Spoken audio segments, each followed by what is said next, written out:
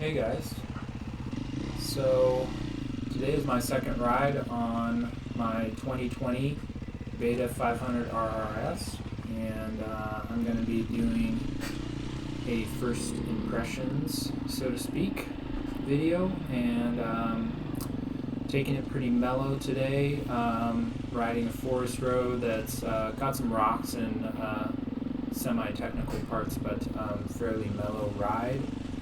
And just trying to get used to the bike and get used to the throttle, get used to the power. It's a big upgrade from my previous bike, so I want to take it easy and have respect for the bike and the power that it has.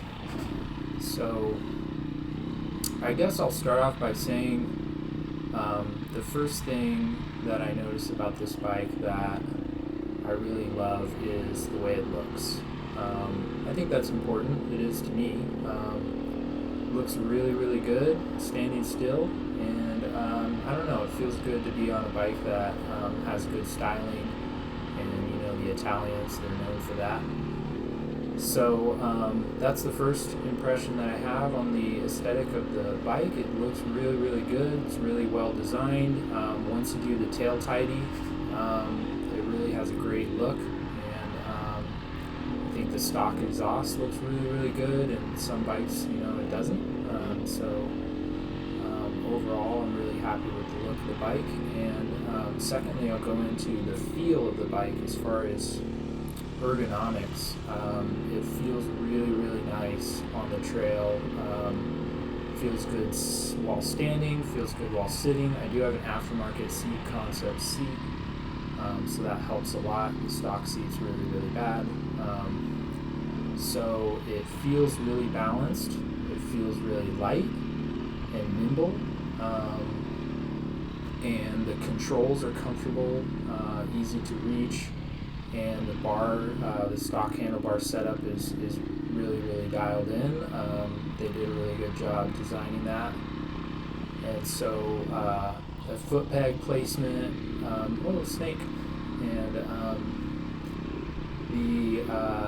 foot peg placement. The shifter is really, really great. Stock shifter feels really good. I didn't have to adjust the shifter in any way. The brake feels really good. Clutch feels really good. It's a one finger pull. You don't have to pull it in all the way. You just pull it about a 1/4 inch and it engages fully. Hydraulic clutch. My first impression on the hydraulic clutch is it's really, really nice. It's a big difference, a big change from the cable clutch, and I notice it. I think the hydraulic clutch has a lot of great qualities over time as well, but first impressions of it is I like the feel, and I like that it's just a one finger pull. And here I tried to kind of open up the throttle a little bit and kind of race around a little bit, but I felt like I was going faster than I actually was. And but man, this bike just feels really, really good, really stable.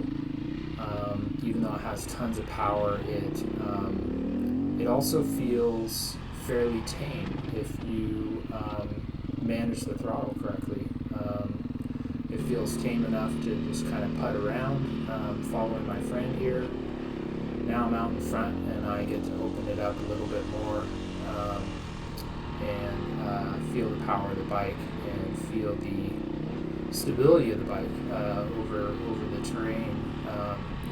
The suspension feels really dialed. It's great for me at my weight. I think if you're a heavier rider, you're probably going to want to adjust it. I'm about 180 pounds, barely, maybe 176 around there. So the suspension's stiff enough for me, and for now it feels amazing.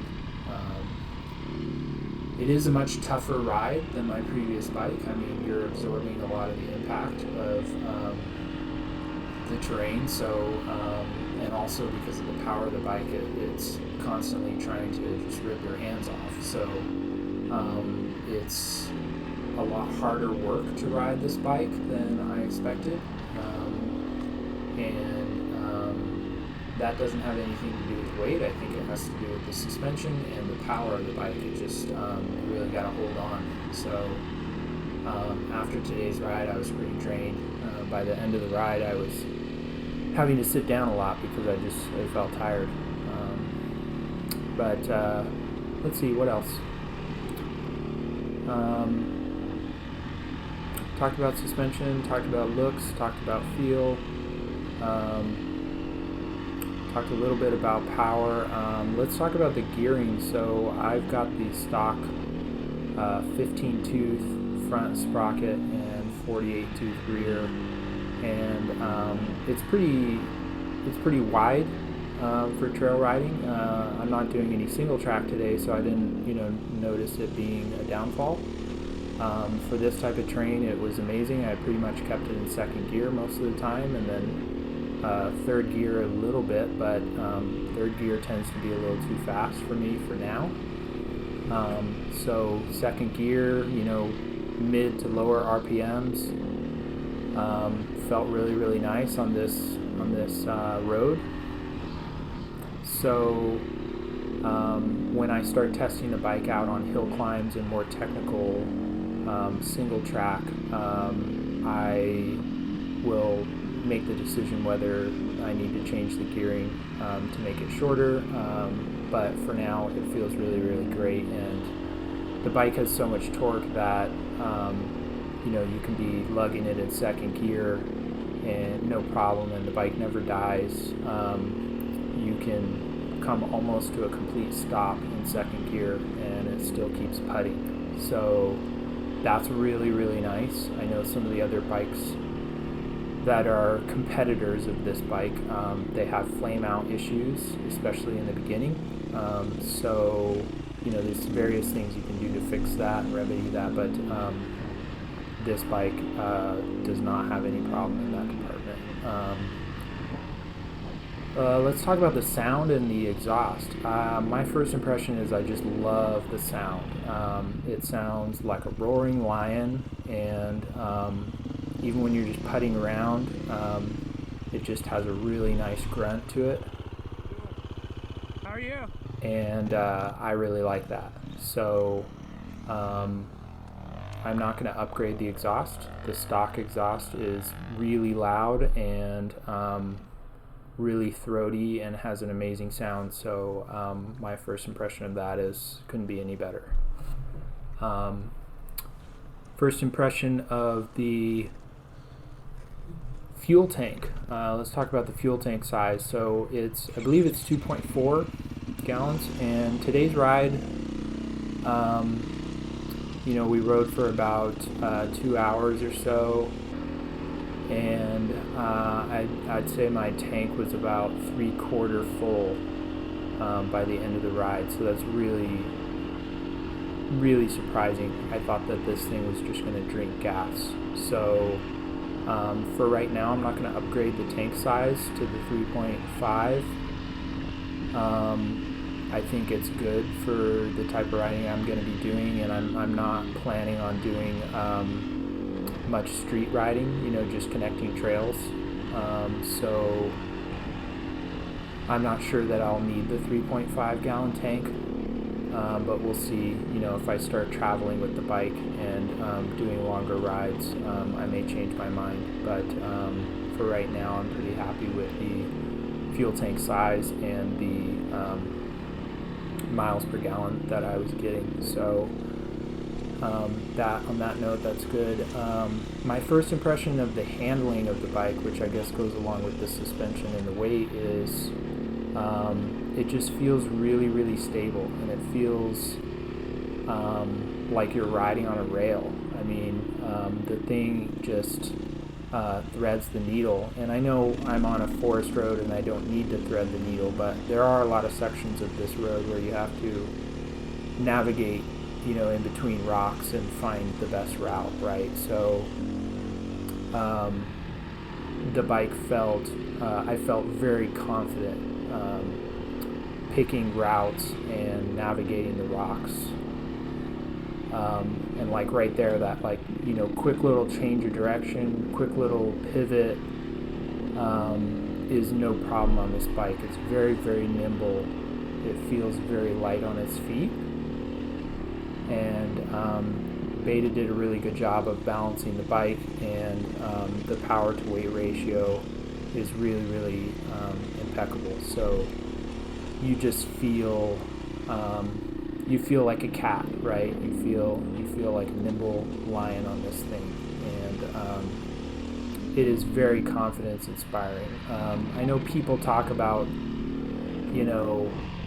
low powered, low cc bikes being confidence inspiring. I never felt confident on the Honda CRF 250L.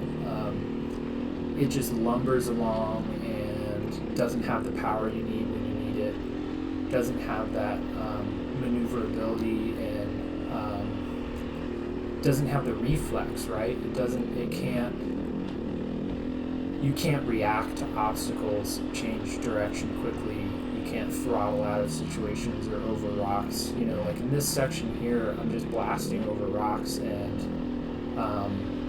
it feels really, really stable, really, really solid. So my first impression on that, the handling of the bike, is really good. I don't see any reason to change the suspension at this point.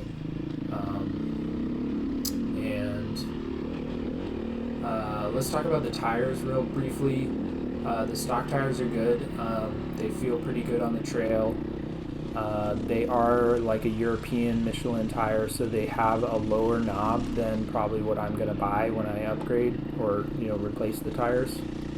So I believe the classification is FIM, and that's like a European classification, kind of like DOT. But for off-road tires, and what it basically means is they limit the size of the knob, the height of the knob of the dirt tire, and that is to prevent so-called ripping and tearing up of trails and the natural environment. So the Europeans care a lot about that, and they've it's partly political, I suppose, but it's probably a good thing. It's a nice tire. I feel confident on it. I had lots of traction, but like I said, I'm not doing hill climbs or anything, so I don't, I'm not in mud. I'm not really pushing, the limits of the tire, but on this terrain, on hard pack, loose rocks and that sort of thing, it handled really well. Had all the traction I needed and had the stability that I was looking for. So I think that about wraps it up for my first impressions. I can't think of anything else. I'm not in a situation where I can, fully review the bike yet. I need to put a lot more seat time in order to do that, but I will be making a video in the future where I talk about the bike in more detail, and probably talk about the reliability of the bike and the maintenance on the bike and all that sort of thing. Last real quick thing, the Voyager is amazing. So, alright, see you guys.